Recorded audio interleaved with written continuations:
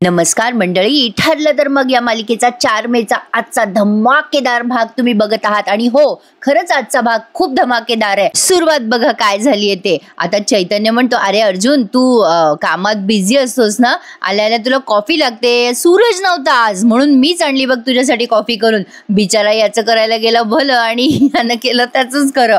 आता अर्जुन त्याला खाणाखुणा करत असतो तेव्हा सायली मागून अशी चांगली खबर घेते त्याची। आता चैतन्याला काही कळे ना हे काय चाललंय या दोघं नवरा बायकोंचं।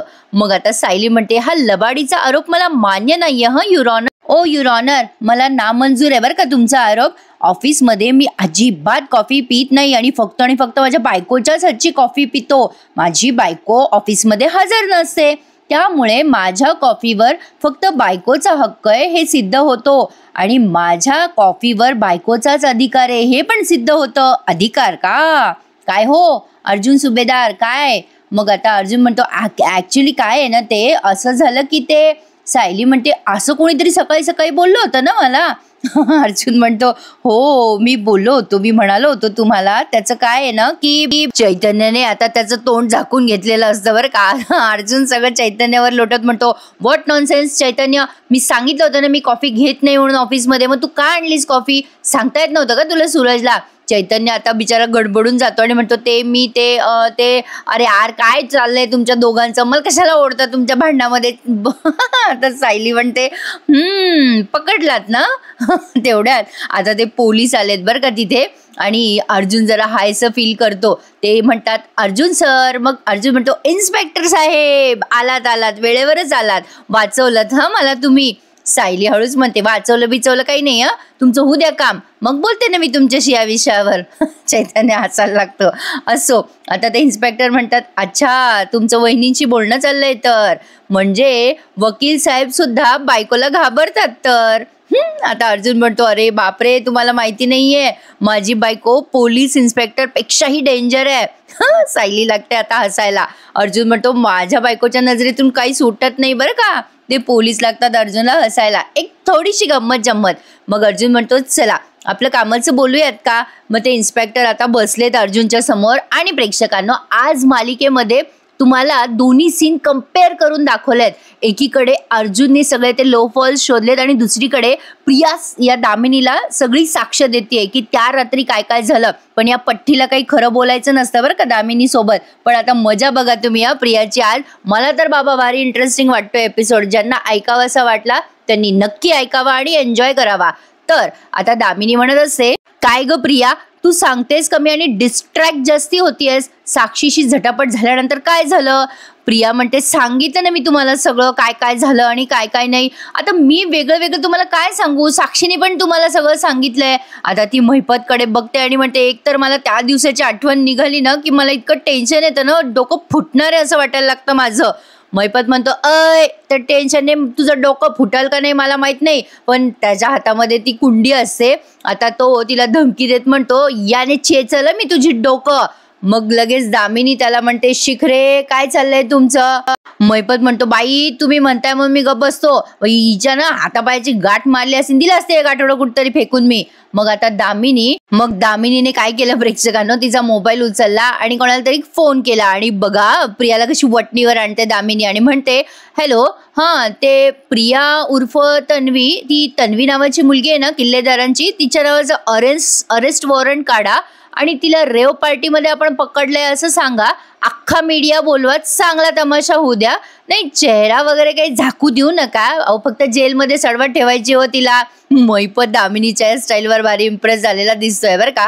दामिनीने असं बोलता क्षणी प्रिया म्हणते, नाही अहो थांबा ना, मी सांगते ना तुम्हाला सगळं, आणि मी कुठे म्हणाले तुम्हाला मी सगळं सांगणार नाही। मग लगेच प्रिया वटणीवर आली बरं का।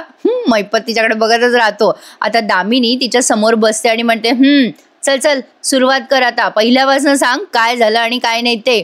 मग प्रिया सांगायला लागते की त्या तिघांची झटापट सुरू झाली आणि इतक्यात विलास कोसळला माझ्या डोळ्यासमोर। तेव्हा माझ्या लक्षात आलं की विलासचा खून झालाय। आता पुढे बघा प्रेक्षकांनो काय काय झालंय। आजचा एपिसोड ना खरंच स्किप करू नका, तुमचा संडे नक्की छान जाणार आहे एपिसोड पाहिल्यावर, आय गॅरंटीड। तर बघा इकडे अर्जुन त्या पोलिसांना प्रश्न विचारतोय की विलासचा खून झाला हे तुमच्या लक्षात कधी आलं? मग पोलीस सांगतात की ऍक्च्युली ना त्या खुनाबद्दल तर आम्हाला आश्रमात गेल्याबद्दलच कळलं. त्यातनं आम्हाला मेसेज आला होता त्या विलासच्या फोनवरनं. मधुभाऊ त्याचे पैसे देत नाही आणि त्याच्या जीवाला मधुभाऊंपासून धोका, असा काहीतरी तो मेसेज होता.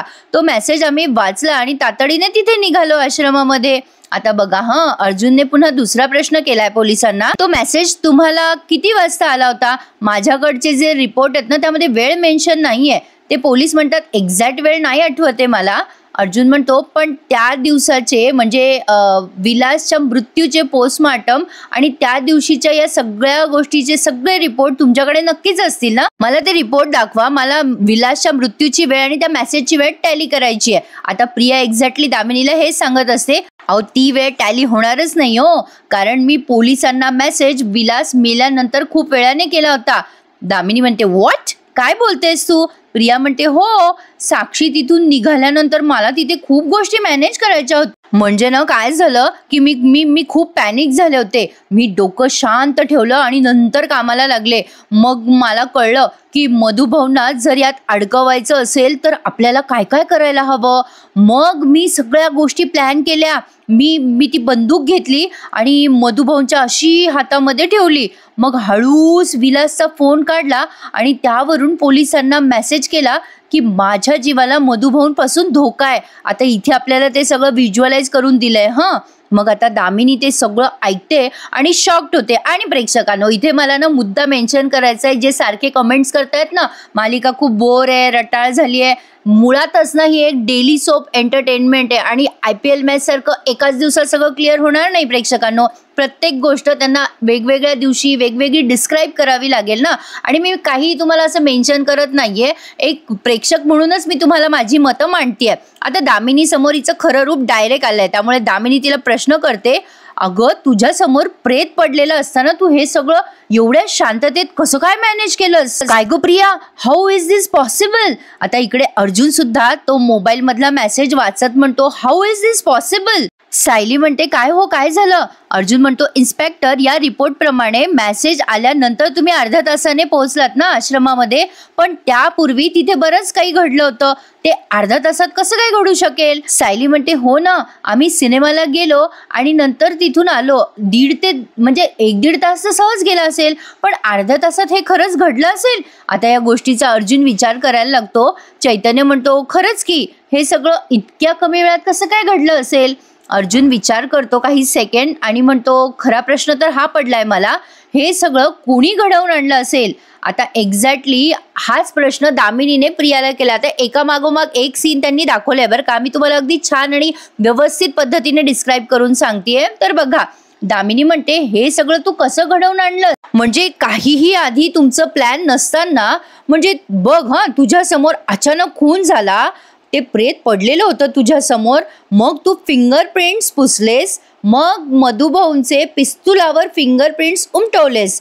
हे सगळं झाल्यानंतर मग विलासचा फोन घेऊन तू पोलिसांना मेसेज केलास ना? नाही म्हणजे माझ्या मते विलासचा फोन घेऊन पोलिसांना मेसेज करायला तुला किती वेळ लागला? 3-4 मिनिटं लागले असतील ना? प्रिया म्हणते नाही हो नाही, अहो हे सगळं सारवासारव करायला मला खूप वेळ लागला हो. म्हणजे असं नीट नाही सांगता येणार मला, पण तरी सुद्धा ना मला कमीत कमी 1-1.5 तास किंवा 1.25 तास कसाही लागला असेल. हो 1.25 तास लागला असेल मला. मग आता ही दामिनी अचानक चिडते आणि म्हणते व्हॉट, तू डोक्यावर पडली आहेस का? मग आता शिखरे म्हणतो काय काय काय झालं मॅडम, मी ना काही गडबड केली का पुन्हा? दामिनी म्हणते अहो शिखरे, पोस्टमॉर्टम मध्ये वेळ कळते की नाही? हे मूर्ख मुली, अगं विलास मेला आधी आणि तू मेसेज केलास नंतर पोलिसांना. विलास मेल्यानंतर 1.5 तासानंतर या मुलीने मेसेज केलाय. हे जर अर्जुनला कळलं ना तर ते किती महागात पडणार आहे आपल्याला. बिगेस्ट गिव्ह अवे तो त्याच्यासाठी. मग आता लगेच प्रिया म्हणते अहो पण त्या अर्जुनच्या नाही ना अजून लक्षात आलंय. आता दामिनीने ते पोस्टमॉर्टम रिपोर्ट चेक केलेत बरं. ते रिपोर्ट चेक करूनच मग ती शिखरेला आणि या प्रियाला झापते बरं का प्रेक्षकांनो. आणि मुळात दामिनीने ही केस आत्ताच जॉईन केली आणि ती खूप स्मार्ट वकील दाखवली आहे, त्यामुळे ती सगळ्या गोष्टींचा बारीक सारीकरित्या अभ्यास करणारच. आधी तर ती खूप वेळ लुक देते बरं का प्रियाला आणि मग ते सगळे रिपोर्ट वगैरे चेक करते आणि ते रिपोर्ट चेक करून प्रियाला म्हणते कारण थँकफुली या रिपोर्टमध्ये पोलिसांनी एक्झॅक्ट वेळ दिलेली नाहीये कधी मेसेज आला ते, पण अर्जुनने ती रिपोर्टची वेळ जर खणून काढली ना तर ते तुम्हाला खूप महागात पडणार. पण ऍक्च्युली मैपत स्वतःला अतिशहाणा समजतो, त्यामुळे त्याला एवढा कॉन्फिडन्स आहे की त्याला जसं वाटतंय तसंच सगळं होणार आहे. आता एवढं सगळं दामिनीने सांगितल्यावर सुद्धा मैपत अगदी कॉन्फिडेंटली म्हणतो, अरे तो कशाला ते सगळं रिपोर्ट खणून काढल मॅडम. अहो देशमुखबाई, अहो त्या पोलिसांना मेसेज आला म्हणून तिथं पोलीस पोहोचले ना, आणि आता उगा हिनं सांगितलं आपल्याला म्हणून ती वेळ कळली. पोलिसांना ना त्या सुभेदारला कशाला ती वेळ कळणार आहे, मला नाही वाटत काही कळल म्हणून. मग दामिनी म्हणते, ओ शिखरे, अर्जुन सुभेदारला एवढं लाईटली नका घेऊ तुम्ही. आता दामिनी प्रियाला पुढे म्हणते, तुमच्याकडे हा प्रिया नावाचा जो मोहरा आहे ना, आहे खतरनाकच आहे तो मोहरा.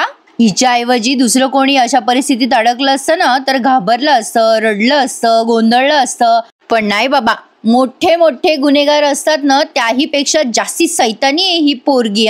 आता प्रियाला वाटतं दामिनी तिला फार काही मोठं कॉम्प्लिमेंट देते, पण आता प्रिया लगेच म्हणते, हो हो हो ऍक्च्युली मला तेव्हा जे सुचलं ना ते मी केलं बरं का.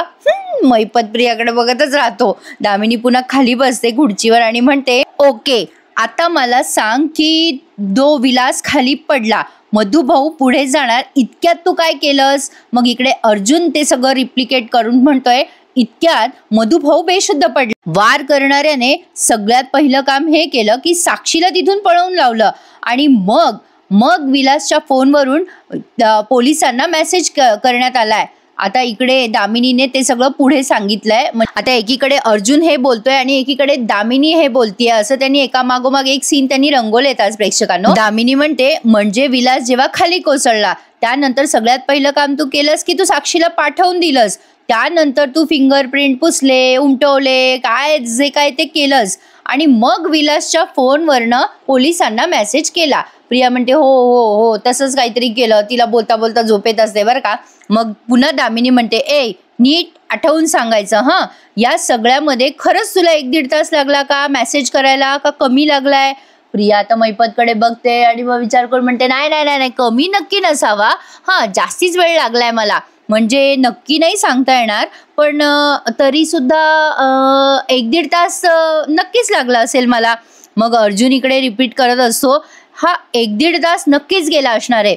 चैतन्य, आपण आत्ताच कॅल्क्युलेशनला लागू. एक काम कर, तू नोट डाऊन कर. बघ मी तुला आता मेसेज करतोय हे लक्षात घे अँड युअर टाइम स्टार्ट नाव. आता बघ मधुभाऊ आश्रमात आले, त्यानंतर विलास आणि साक्षी त्यांच्यामध्ये झटापट सुरू झाली. या सगळ्यामध्ये साधारण अर्धा तास गेला असं समजू बरं का आपण. म्हणजे ते हिशोब करतात बरं का, त्या गोष्टींचा वेळेचा हिशोब करताय. नंतर अर्जुन म्हणतो, नंतर विलास खाली कोसळला, मधुभाऊ खाली कोसळले, नंतर हे सिनेमा बघून आश्रमात आले. या सगळ्याचा 1 तास धरूयात आपण. चैतन्य म्हणतो, अरे कसंही बघितलं तरी फक्त 1.5 तासाचा हिशोब होतोय रे. मग पोलीस म्हणतात की अहो आम्ही त्यानंतर अर्धा तासाने पोहोचलो आश्रमामध्ये. आता हे सगळं कॅल्क्युलेट केलंय अर्जुनने. आता काय अर्जुन समोर तो खून झालेला नाहीये प्रेक्षकांनो, आता तो ही केस क्रॅक करतोय, त्यामुळे विचार करूनच त्या गोष्टी सॉल्व्ह करणार ना तो. एका दिवसात कसं काय पटकन पुढे जाईल, मान्य आहे मला, खूप दिवस लावलेत त्यांनी, पण डेली सोपे म्हणल्यावर खरंच वेळ तर लागणारच ना. असो, आता सायली म्हणते, म्हणजे तुम्हाला तेच वाटतंय का जे मला वाटतंय. अर्जुन म्हणतो, हो, पण आपल्याला पुराव्याशिवाय काहीही बोलता येणार नाहीये. चैतन्य एक काम कर, पटकन जा आणि फॉरेन्सिक रिपोर्ट घेऊन ये. चैतन्य लगेच जातो बरं का फॉरेन्सिक रिपोर्ट आणायला. अर्जुन म्हणतो, याचाच अर्थ तुम्ही सिनेमा बघून येईपर्यंत सगळं मॅनेज झालं होतं आश्रमामध्ये. प्रिया सुद्धा दामिनीला तेच सगळं सांगते. आता शेवटच्या टप्प्यात आलेत हे. प्रिया म्हणते, हो मी सगळं मॅनेज केलं होतं. पोलीस आल्यानंतर मी अशी तिथे जाऊन घाबरायचं नाटक केलं, रडत बसले होते आणि पोलिसांना सांगितलं की मीच आय विटनेस आहे आणि मधुभाऊंनीच खून केलाय म्हणून. म्हणजे सगळं काही तिथे पुन्हा आपल्याला व्हिज्युअलाइज केलंय की मधुभाऊ त्या प्रियाला म्हणतात, बाई कुठल्या जन्माचं सूड काढतेस, असं का बोलतेस ग. पण प्रिया सगळ्यांना असं ओरडून ओरडून सांगत होती ना, मधुभाऊंनीच खून केला, मधुभाऊंनीच खून केला. मग पोलीस घेऊन गेले मधुभाऊंना, हे प्रिया अगदी आनंदाने सांगत असते बरं का दामिनीला. आणि मैपत मध्ये मध्ये दामिनीकडे बघत असतो, प्रियाकडे बघत असतो. मग आता प्रिया म्हणते, झालं आता सगळं सांगून झालंय माझं मॅडम. मग आता दामिनी म्हणते, नाही अजून नाही झालं सगळं सांगून. अगं मला एक महत्वाचं सांग, तू साक्षीची मदत का केलीस? प्रिया आता जरा विचार करते बर का काय उत्तर द्यावं, पण मैपत म्हणतो का म्हणजे काय? अरे करायलाच पाहिजे होती ना मदत, नाही तर माझी पोरगी नसती अडकली का तिथे. मग मैपतला आता दामिनी ओरडते आणि म्हणते मी तुमच्याशी बोलते का? मी तिच्याशी बोलते. ए पोरी सांग, तू का केलीस मदत साक्षीची? तू तिथून सहज सटकूच शकली असती, एवढी अख्खी रात्र पडली होती तुझ्याकडे, पण तू तिथून न सटकता का साक्षीची मदत करतेयस? नाही म्हणजे तुझं एवढं सगळं प्रेम कळलं बरं का मला तुझ्या बोलण्यावरनं, की तुझा स्वतःचा फायदा नसेल ना तर तू श्वास सुद्धा घेणार नाहीस प्रिया. आणि प्रेक्षकांनो तुम्हाला आता जे प्रश्न पडलेत ना ते एक्झॅक्टली दामिनीला पडलेत. बघत राहा पुढे. आज काही फार मोठा एपिसोड नव्हता, पण काय दाखवलाय त्यांनी सॉलिड. आणि हे माझं मत आहे, हे मी वारंवार सांगते, कारण काही काही प्रेक्षक सगळे सांगतात खूप बोर वाटतेय मालिका, रटाळवाणी झाली आहे. पण माझं मत मी सांगते ॲज अ प्रेक्षक म्हणूनच, तुमच्यासारखीच मी पण प्रेक्षक आहे. मला तर काही बोर वाटे ना, म्हणजे जेव्हा चांगलं दाखवलं तेव्हा मी म्हणतेच तुम्हाला की छान दाखवताय, आणि जेव्हा बोर वाटलं तेव्हा मीही म्हणते तुमच्यासोबत की हो बाबा आज जरा सोच एपिसोड होता. तर असो, आता ही दामिनी तिला पुन्हा पुन्हा विचारते प्रियाला, काय ग तुझा काय त्याच्यात फायदा होता, सांगशील का मला? मग प्रिया म्हणते असं कसं म्हणता मॅडम तुम्ही, फायदा होता तर म्हणजे अण्णा सरांना तो आश्रम विकायचा होता ना, आणि तो आश्रम विकला गेला असता तर त्या पैशात माझाही वाटा निघाला असता. दामिनी हे सगळं ऐकून शॉक झाली आहे बरं का. दामिनी म्हणते अच्छा हे सगळं झालं तेव्हा तुला माहित नव्हतं ना तू रविराज किल्लेदारची मुलगी असते? मग प्रिया म्हणते हो मला नंतर कळलं ना. मग दामिनी म्हणते मग तू नंतर का नाही सांगितलंस रविराजांना हे सगळं? मग प्रिया म्हणते काय करणार, माझी हिंमतच नाही झाली ना, म्हणजे एवढ्या वर्षांनी मला माझे बाबा परत भेटले, मला त्यांना गमवायचं नव्हतं ना. दामिनी म्हणते काय ग रविराजांना कळलं सुद्धा नाही की तू खोटी साक्ष देते असते? एवढा हुशार वकील आहे आणि पोरीच्या प्रेमात एवढा आंधळा झाला. आता प्रिया त्या दामिनीकडे बघतच राहते. आता मैपत उत्तर देत म्हणतो हो हो मॅडम असं झालंय खरं. आता दामिनी म्हणते रविराजच्या प्रामाणिकपणाची ख्याती आहे. ए प्रिया तू खरंच त्याची मुलगी आहेस ना? आता बघा लगली मैपत इकडे तिकडे पाहून घेतो. या दामिनीपासनं यांनी लपवलंय की प्रिया ही रविराजांची खरी मुलगी नाहीये, सायली खरी तन्वी आहे म्हणून. आता हे तिला कळेल की नाही कळेल याबद्दल मात्र शंकाच आहे. दामिनीने तिला थेट प्रश्न केलाय, काय ग तू खरंच रविराजांची मुलगी आहेस ना?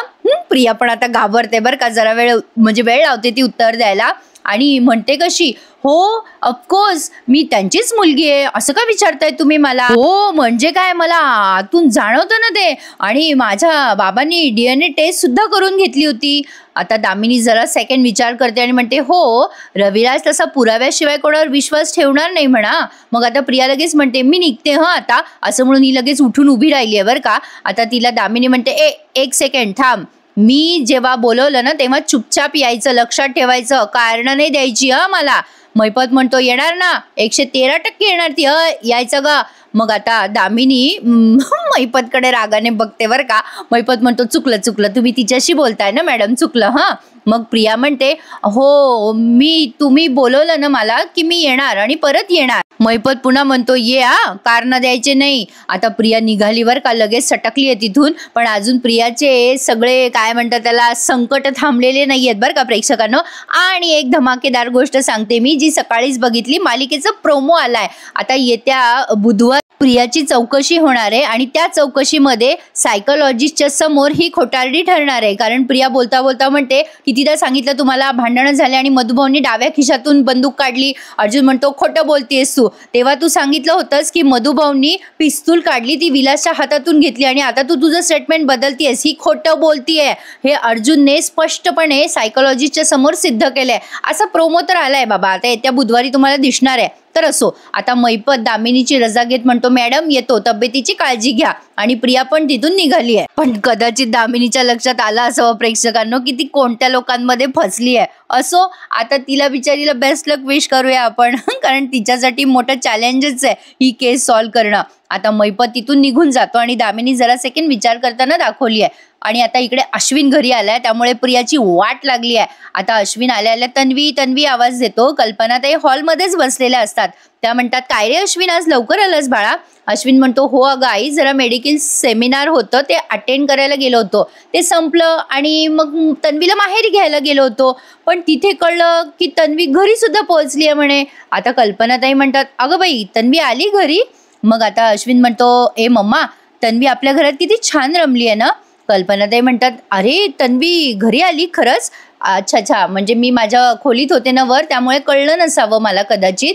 आता विमल म्हणते, वहिनी पण इथेच होते ना मी. अहो तन्वीताई अजून नाही आल्यात घरी. आता हे ऐकल्यावर अश्विनला येतं ना टेन्शन. अश्विन म्हणतो, काय घरी आल्या नाहीत म्हणजे? असं कसं होईल? अगं तिकडनं तर केव्हाची निघाली आहे ती. रविराज काकाने सांगितलं मला ती खूप वेळ झाला निघाली आहे.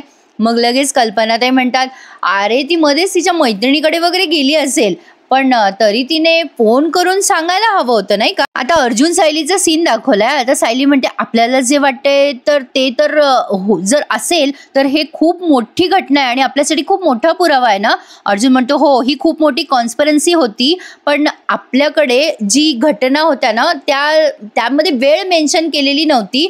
म्हणजे मला पूर्ण शक्यता आहे की फॉरेन्सिक रिपोर्टमध्ये ती वेळ नक्की मेन्शन केलेली असावी. म्हणजे मॅसेजच्या वेळेबद्दल बोलतोय तो. पोलीस म्हणतात, आमच्याकडे काही माहिती असेल तर ती तात्काळ आम्ही तुम्हाला पुरवतो.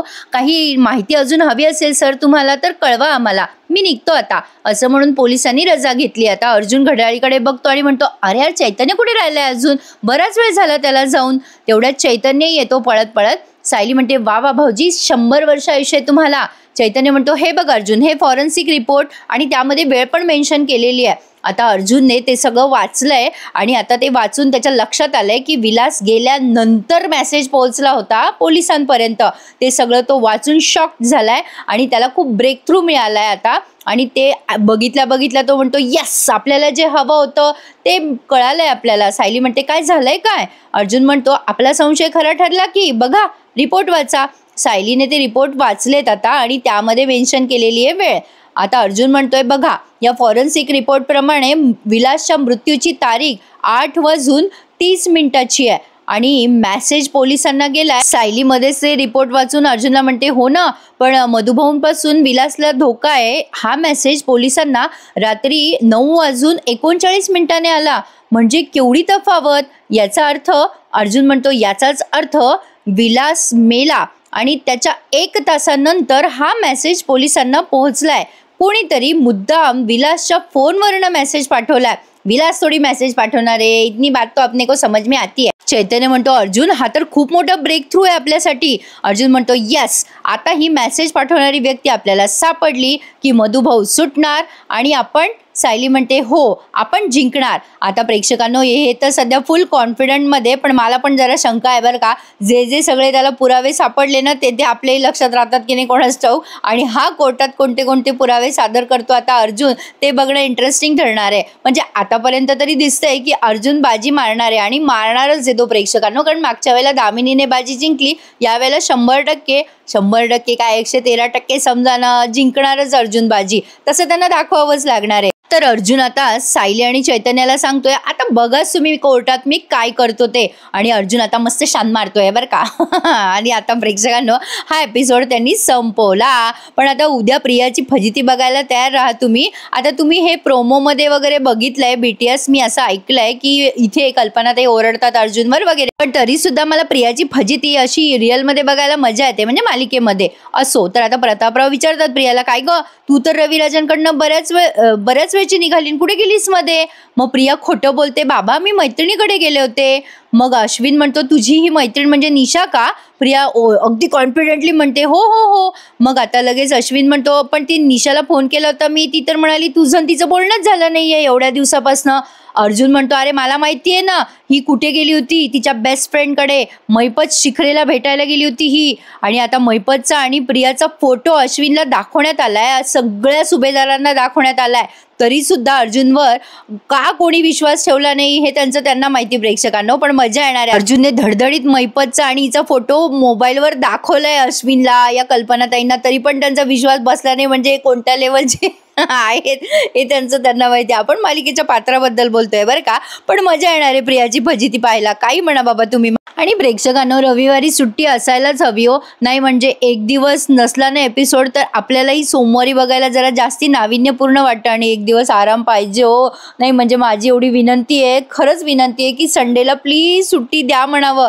कारण रोज रोज तेच बघून आपल्यालाही कंटाळा येतो ना. यांनाही जरा आराम आणि आपल्यालाही जरा आराम, असं आपलं माझं मत आहे बाबा. चला तर तर मग तुम्हा सगळ्यांना हॅपी संडे. बराच वेळ घेतला मी तुमचा. सगळ्यांना हॅपी संडे. एन्जॉय करा. मी पण एन्जॉय करणार आहे आज. चला भेटूयात उद्या. ठरलं तर मग या मालिकेच्या नवीन आणि इंटरेस्टिंग रिव्ह्यू सहित. तोपर्यंत टेक केअर. Happy Sunday. धन्यवाद.